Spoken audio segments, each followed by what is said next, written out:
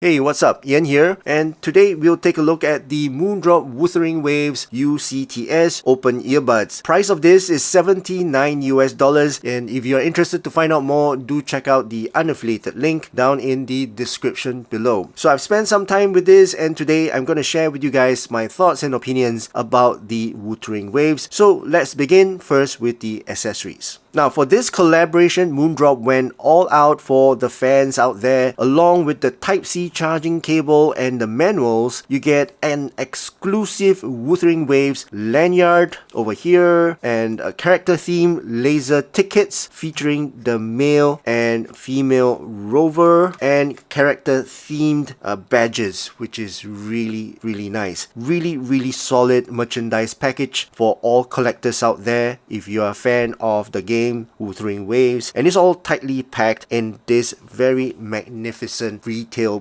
box. Alright, so let's move on to the design and build quality. This is essentially a true wireless open ear or ear clip style earphone. The charging case is incredible. It is a futuristic sci-fi rotating case inspired by the Panda Wagon from the game. It's a bit chunky, but the rotating mechanism feels incredibly satisfying and sturdy. It's a kind of a fidget toy for me. The earpieces themselves are built from memory titanium alloy coated with skin-friendly TPU. Inside, they are rocking a custom Moondrop TWS 0122 nanometer audio chip with Bluetooth 6.0 plus a hybrid dual driver setup. You get a 13mm microfiber wood diaphragm dynamic driver and a micro ring planar magnetic tweeter. The build quality across the board feels premium and durable with a nice matte finish that resists fingerprint. Now let's talk about fit and comfort. Because these are C-shaped bridge to clip onto the side of your ear, the comfort is phenomenal. They don't enter your ear canal at all, which means absolutely zero inner ear fatigue. I've been wearing these out and about in the hot humid weather here in Singapore, and avoiding that sweaty silicone tip feeling is a huge plus. The titanium memory wire gives just that right amount of clamping force, secure enough that they won't fly off your ears when you're running, but light enough that you literally forget that you're wearing them on your ear conker. Alright, so now let's talk about the sound performance.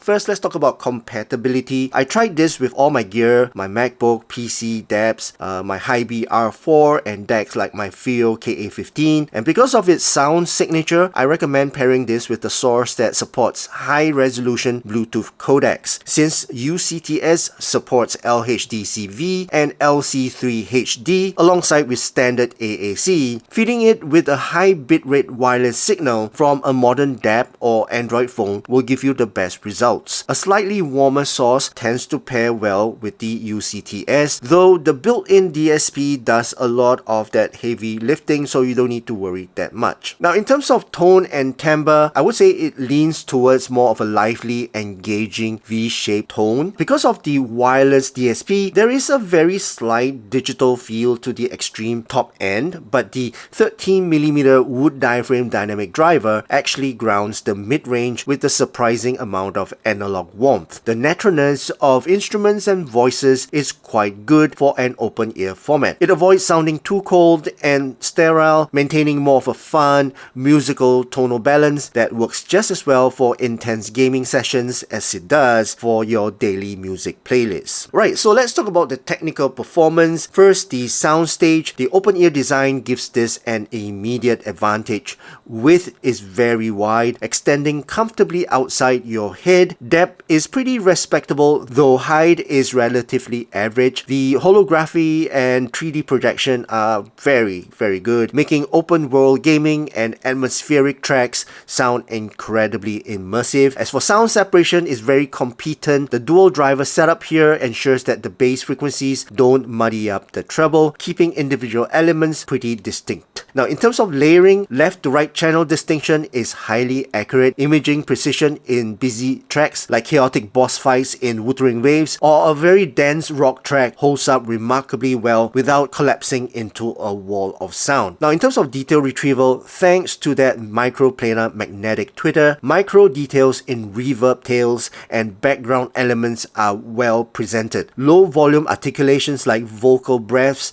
and cymbal strikes are very crisp. Performance holds up pretty nicely at lower volumes, though the details really pop when pushed to a moderate listening level. Now, in terms of resolution, the overall sharpness and refinement are impressive for an OWS. It handles that balance between micro and macro resolution pretty well, giving you that big cinematic hits while retaining the ability to distinguish overlapping instruments in the upper registers. Alright, so let's now talk about the overall sound signature and frequency deep dive. I didn't manage to measure these as I don't have the proper equipment to measure these, but I'll use my ears to describe what I hear. Overall, I would say the U.C.T.S presents a lively, dynamic V-shaped sound signature that emphasizes a punchy low end and a sparkly, airy top end. As for the sub-bass, open ear clips inherently struggle with extreme sub-bass extension due to the lack of a seal, so it doesn't dive into the absolute abyssal depths. However, the 13mm dynamic driver provides a very respectable textured rumble that stays tightly controlled rather than bloated. As for mid-bass, this is where the low end I would say shine. The impact and punch are excellent. It has a thick, satisfying note weight that adds energy to kick drums without bleeding over to the lower mids. As for mid-range vocals and instruments, they possess great clarity. The mid-range is slightly recessed compared to the bass and treble, but it never feels lost. Male vocals carry good authority, while female vocals are pushed slightly forward, sounding a little bit sweet and energetic. As for the pinna gain, there is a pronounced but natural ear gain. It gives guitars and vocals a little bit of bite and presence. It skirts around the edge of being shouty at maximum volume, but normal listening levels. It avoids sibilance while maintaining that tonal accuracy in the upper mids. Now, in terms of treble, the planar tweeter does heavy lifting here. Treble extension is fantastic, offering plenty of air and sparkle. It brings out that perceived resolution effortlessly. It can be quite energetic, but it avoids the harshness and peakiness that cause quick fatigue,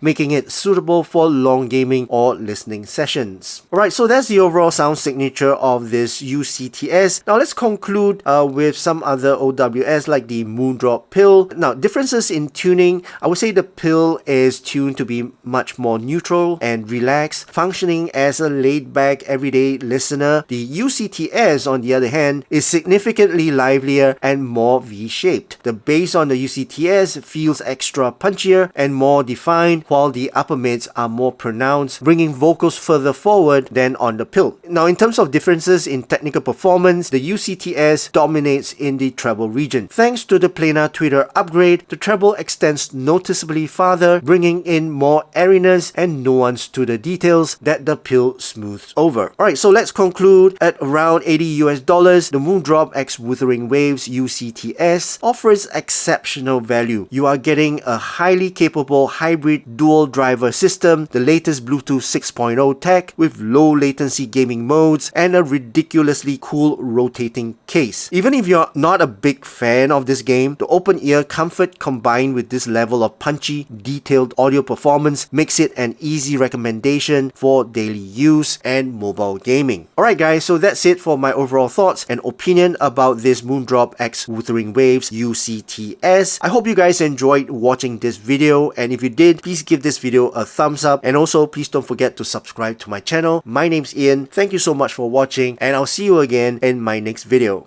Cheers.